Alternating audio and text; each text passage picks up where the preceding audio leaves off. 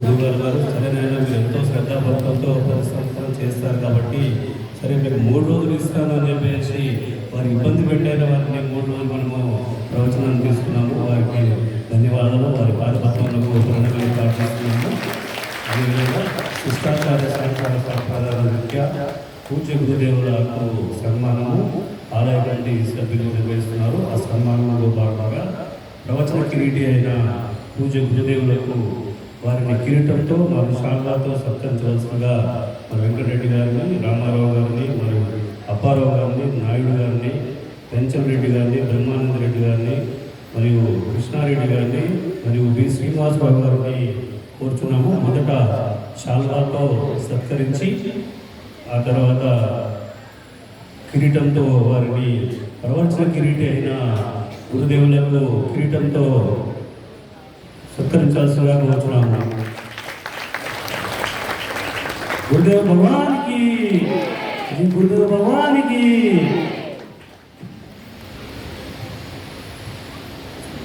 Photo తీసుకోండి బాబు.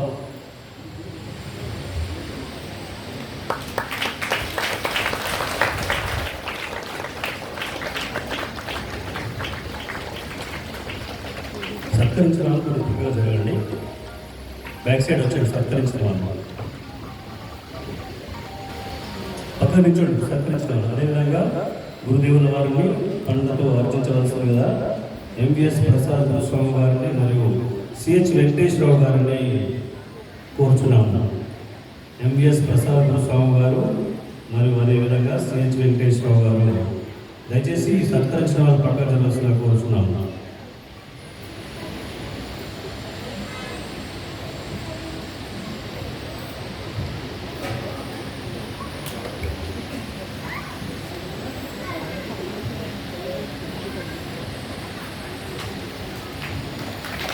శ్రీ విజయగంధి దేవాలయం ఈ ఆలయంలో చక్కగా అంతా శ్రద్ధాభక్తులతో ఆలయ కమిటీ సభ్యులు గత వారం రోజులుగా ఈ కార్యక్రమం నిమిత్తం ఎంతో శ్రమోడ్చి ఈ కార్యక్రమం నిర్వహించారు. వారందరి తరఫున ఆలయ కమిటీ సభ్యుల తరఫున గురువారికి వస్త్ర అలంకరణ మరియు గురుదక్షిణ సమర్పిస్తున్న వారు గంగుల శ్రీనివాసరావు గారు, అదేవిధంగా సిహెచ్ దాశరథి గారు, అదేవిధంగా రామ్ గోపాల్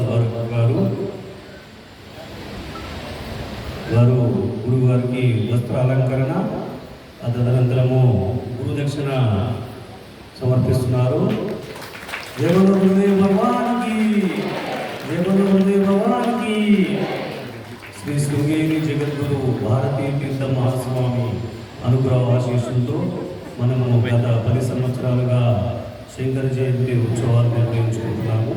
మీ అందరికీ తెలుసు, మనము ప్రతిరోజు స్తోత్రాల రూపంలో మనము ఏ పారాయణం చేసినా ఆది శంకరాచార్యుల వారు మరియు వ్యాసమహర్షి వారు రచించిన స్తోత్రాలు వాటిని మన గురుదేవులు చక్కగా వారి యూట్యూబ్ ఛానల్స్లో మనం అందరం చూడవచ్చు.